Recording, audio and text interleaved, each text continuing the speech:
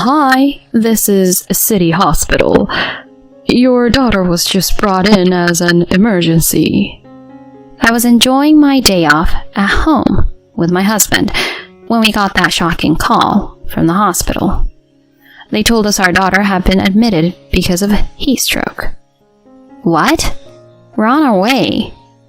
After I hung up, I filled my husband in on what had happened, and he was equally stunned. We didn't hesitate and immediately drove to the hospital. When we got there, a nurse greeted us. She didn't have any ID on her. Hang on, how'd you guys get our number then? You know one of those emergency tags? She had a keychain with your info on it, so we dialed that number. This threw me for a loop. I didn't remember ever giving our daughter something like that. The nurse reassured us. She's doing much better now. But when the nurse led us into the patient's room, I saw a girl I didn't know. Hold on, who is she? Right after I asked, the girl in bed lit up and shouted, "Dad!" Who would have guessed what craziness would come next? My name's Lucy. I'm a 36-year-old working mom. I married Dan 7 years ago after we were set up by a friend. We made it official after dating for 2 years. I've been with a big publishing firm since I graduated, while he's got a job at a smaller place. Aside from the fact that my paycheck's a bit bigger, we're just your average couple. A year into our marriage, I learned I was expecting. The morning sickness was brutal, making me feel nauseous and dizzy, so I had to rest a lot. What really surprised me was that my husband barely pitched in around the house. Nowadays, if a wife's feeling under the weather, the husband would usually step up, right? But he never cooked, cleaned, or did laundry. "Could you help with the laundry? I'm feeling super sick." I asked him once, but he just grumbled. "Why should I have to do that?" "Seriously? I'm carrying our child. Can't you chip in?" "No, it's not a big deal. Being pregnant is being sick. You do it." He ate quickly and crashed, leaving everything to me. Another time, after I'd been doing all the chores feeling like crap, he staggered and drunk and tried to get close. "Lucy, how about some fun tonight?" I shot him down fast, reminding him how I was feeling. No! What if something happens to the baby? Besides, I'm not in the mood at all. He shot back. "Turning down your own husband? If something happens, don't blame me." Before stumbling to bed. There I was, alone again. Fast forward, and I gave birth to our baby. Both our families, who lived close, were over the moon about their new grandchild. Even my usually reserved father-in-law Paul was beaming. It made me feel like $1,000,000. But boy, was raising our baby a challenge. Dan started traveling more for work and was rarely home, leaving everything on my plate. It was tough, but who else was going to step up? Mostly, it was just me taking care of our girl, though my parents did lend a hand now and then. Dan, he just chilled when he was home. At first, I was pretty upset about it, but eventually I just rolled with it. Our little girl, Laura, grew up healthy and is now an 8-year-old in 2nd grade. She's a gem, always telling me, "I love you, Mom," and pitching in around the house. One afternoon, she got home from school and showed me a note about a classroom visit. "Mom, they said it would be great if Dad could come this time." "Oh, like a Dad's Day? We'll check with him when he's back." We both waited for Dan to come home. When he walked in, Laura gave him the note, asking with hope in her eyes, "Dad, Can you come to my class? Why can't your mom go? Please, Dad. I really want you there. Okay, I'll work it out. Laura jumped up, beaming from ear to ear. He's always swamped with work, so her dad attending her school's open house must have meant the world to her. She was so pumped about prepping for the event, wanting to show her dad her best. Her excitement was really sweet. But on the evening of the event, Laura got home, sobbing. What's going on? Dad never showed up to my class. Hold on. Are you kidding me? From what Laura shared, he was a no-show, making her the only kid without a parent there. I tried calling him right away. No answer. He finally staggered in late that night, reeking of alcohol. Hey, why'd you bail on Laura's open house? What?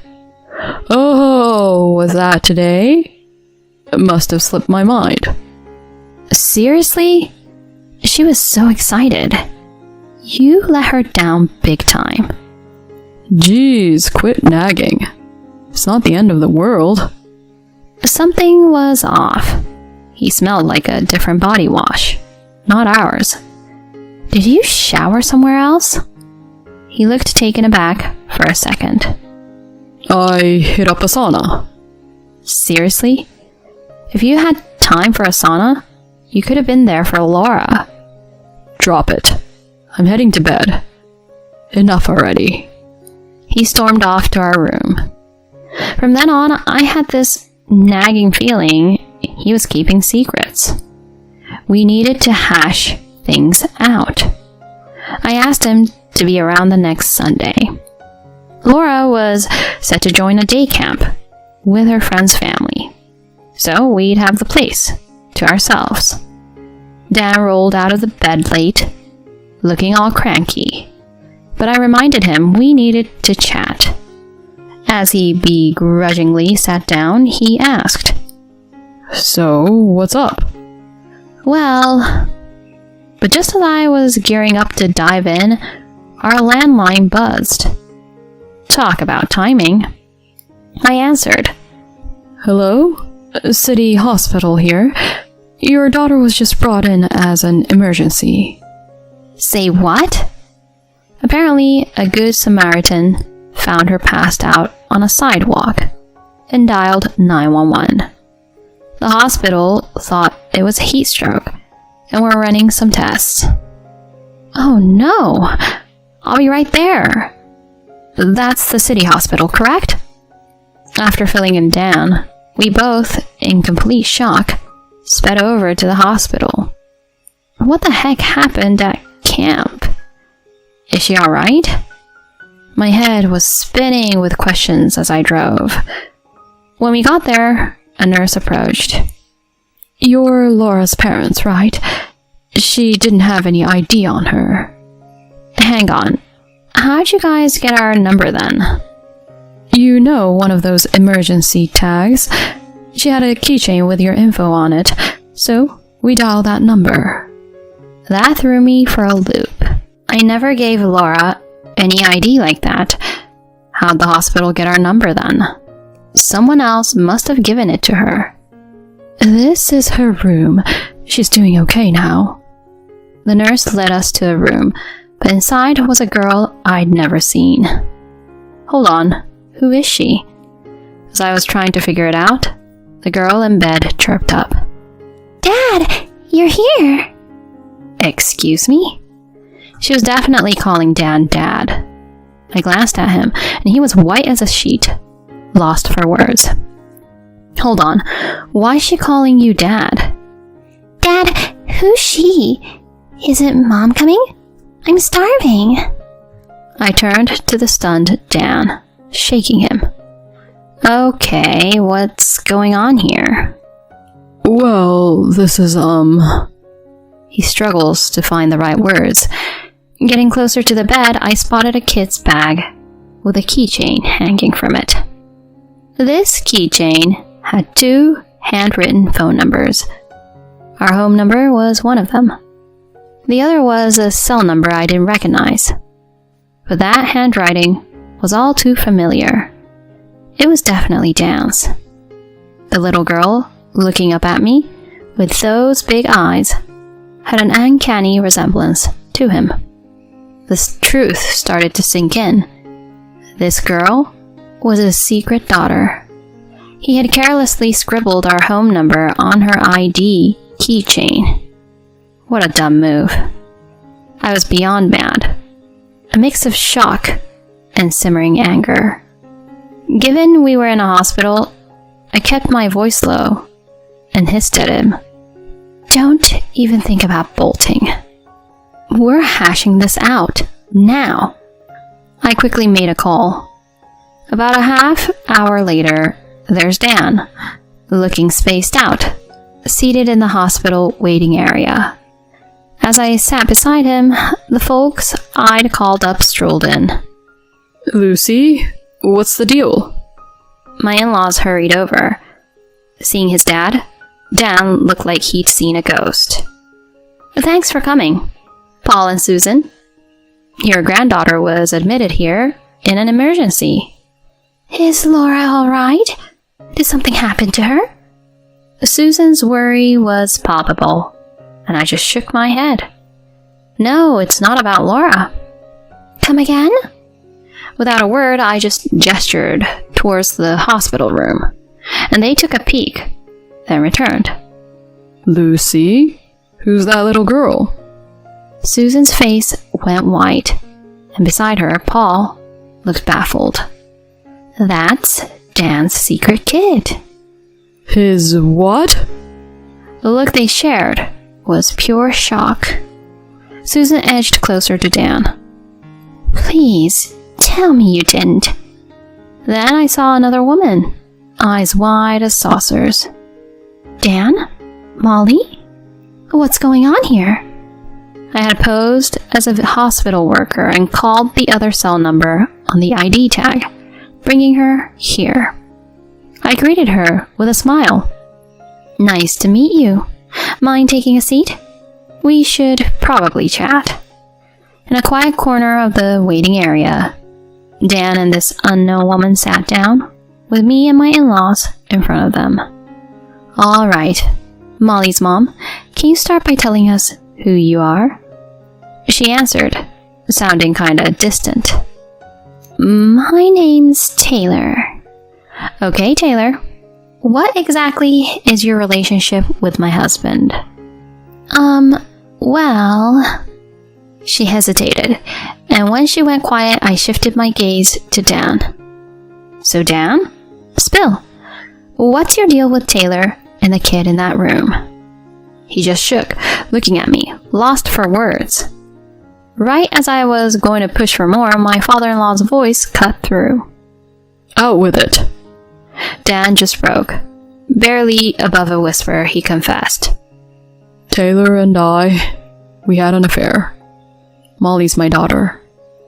I kept a straight face, but Susan started sobbing, and Paul just dropped his gaze, heartbroken. So what's the full story here? Break it down for me. He sighed. Okay, here's the thing. He began to share, albeit hesitantly. When I was pregnant, I dealt with morning sickness and wasn't up for getting close, which really bugged him. Around then, he started seeing his coworker Taylor, who went after him. The affair went on, and when our daughter Laura turned 2, news broke that Taylor was expecting. She decided to keep the baby, and he went along. He'd head over to her place after work, even making up business trips to spend the night. You've been deceiving me all this time? My voice was soft, but my disbelief was clear. And he had the nerve to snap at me. This is mostly on you for not being there for me when you were pregnant. Excuse me? Do you hear yourself? I didn't do anything wrong. Things just happened. Dan mumbled. Right then, Paul, who'd been beside us, got up and shoved him. Cut The nonsense. Whoa, Dad. It's clear you're the one at fault. Apologize to Lucy. Look. Taylor, who'd been quiet till then, finally opened her mouth. Dan and I are in love. Molly's the fruit of that love. Dan, leave Lucy and let's be a real family. He paused, then replied. Wait, I'm not thinking of divorcing. What's that supposed to mean? You can't hold down a job, and aren't great around the house either. Really? That's what you think of me? Taylor, in a fit of rage, grabbed and shook him. Everyone, including my in-laws and me, just stared, stunned. But I jumped in when I saw others gawking. Enough. Look, Lucy, I'm really sorry for the affair, but my heart's with you and Laura. He reached out, but I pulled away sharply. Are you serious? Divorce is happening. Taylor's face brightened, contrasting his stunned look. There you go, Dan. She's saying divorce. Let's be a true family. Taylor, you can have this jerk, but you owe me first. She looked taken aback. I let out a sigh. You thought you could mess around with a married man, have a kid, and everything would be peachy? I'll get my $65,000 lawsuit if necessary. I can't cough that up. You're so cold.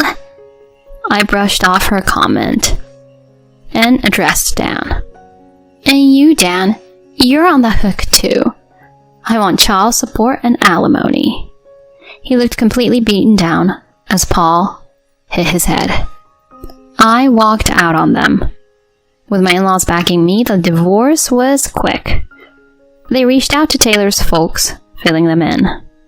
They were angry with Taylor and ended up covering for her since she was broke. They vowed to take Taylor and Molly back to their small town. That was the end for Dan and Taylor. He handed over most of his savings to me. With child support for Laura, and now Molly, he's tight on money. But Paul swore to make sure he pays his due. Hopefully, he'll think hard about his choices and step up. As for me, I used that money to relocate and give Laura and me a fresh start. I had my concerns, but she comforted me, saying, "With you by my side, Mom, I'm good." Now, I'm focused on her joy and our bright path ahead.